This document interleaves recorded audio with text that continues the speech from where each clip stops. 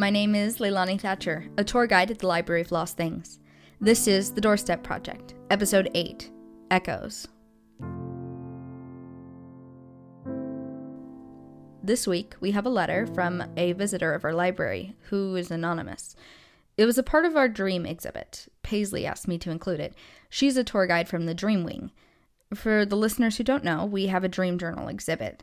It's a gallery where people are invited to write down dreams or nightmares and pin them up for others to read. Most of the dreams are disconnected and strange. It's not a very interesting exhibit to read. Most people use it as a place to decompress or sort out their thoughts. It's very therapeutic, actually.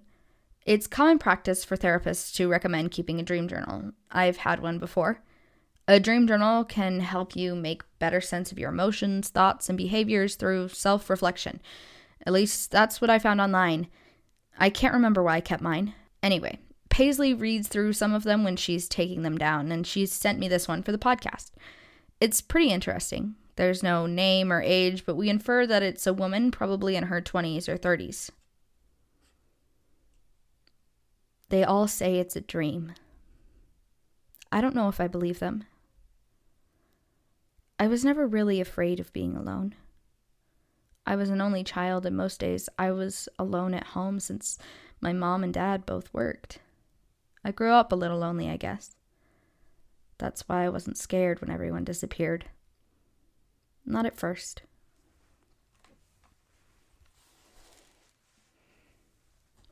I don't remember falling asleep, actually, but they say that it's a dream. I remember I was working at my computer, probably writing an email, and when I looked up, it was quiet. I lived in a city then, and it was dead silent. Not even the pigeons were making noise. I called my husband first, but he was at work, so I wasn't surprised that he didn't answer.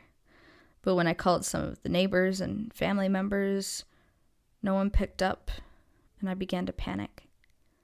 I checked the news, and it was static.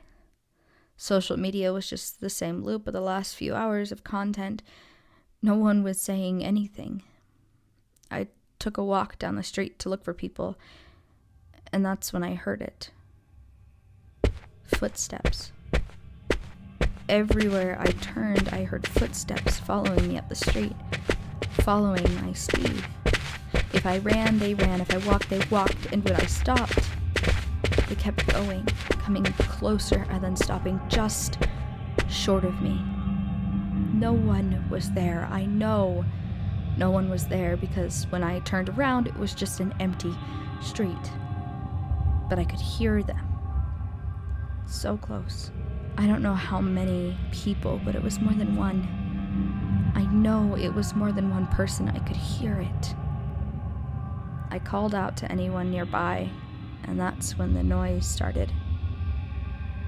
Cities are basically giant metal mazes. Everything makes a sound, and it echoes everywhere, but no one notices.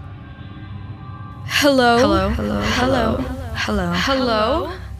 So much noise. I ran, and the footsteps followed me home.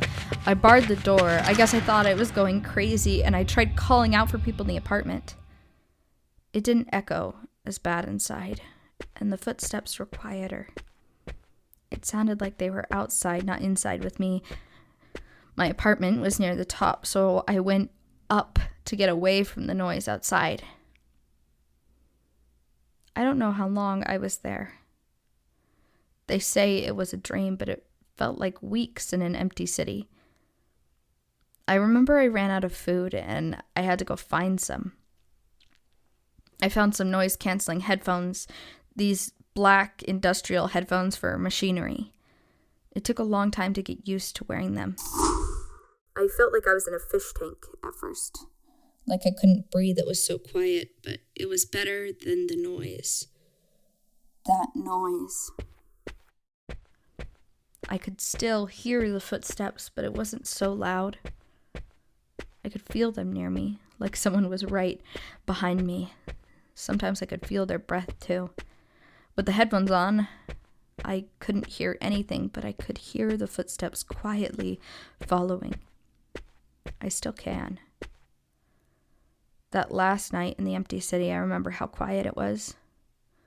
I remember it was so quiet I didn't want to move. I thought if I blinked, it would destroy it. It would echo and I would hear the footsteps. I was lying on the floor with the lights off. I had never felt so at peace and so afraid. And then I could hear breathing. I thought it was my breathing, but it sounded different. Raspier and louder than I breathe.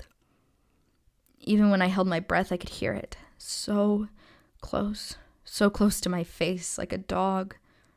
I closed my eyes and I didn't dare open them. I think I cried myself to sleep. And when I woke up, my husband was standing over me asking if I was okay. My therapist said it was a dream. She said the footsteps I heard were probably echoes too. Like when I talked in my dream, it was echoes. But echoes don't sound like that. They aren't so loud and they don't follow you home. They fade. These ones never faded. They still haven't. I moved from that city a few weeks later, and I live in an apartment taking care of my grandma. I like it there. I'm never alone, and nothing ever echoes. They say it was a dream, but I don't believe them. I still have those headphones. A fear of echoes is classified as phonophobia, a fear of loud or sudden noises. The fear of being alone is known as autophobia. This person seems to struggle with both. I can't say I believe it wasn't a dream. Phobias from dreams are actually very common, and oftentimes your fears will show up in your dreams. Oh, that's right. That's why I kept a dream journal.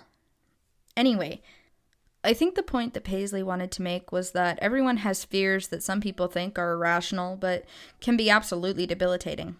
Probably because I was teasing her for being afraid of frogs last week. Point taken, Paisley. Sorry.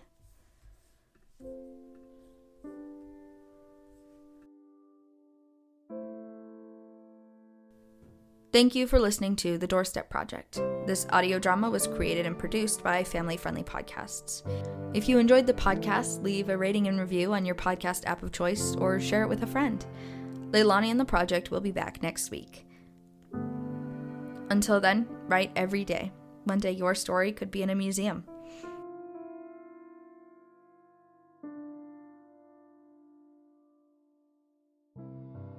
The Doorstep Project is produced by Family Friendly Podcasts. It was written, edited, and performed by AJ Barton.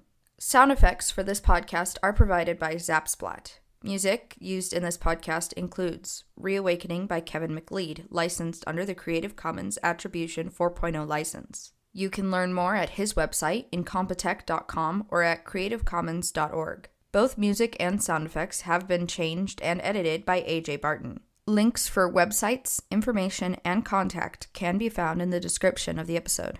Would you like to submit your story or art to the Doorstep Project? You can find information for story submission at familyfriendlypodcast.com/The Doorstep Project. Information on CC by 4.0 licenses can be found at creativecommons.org.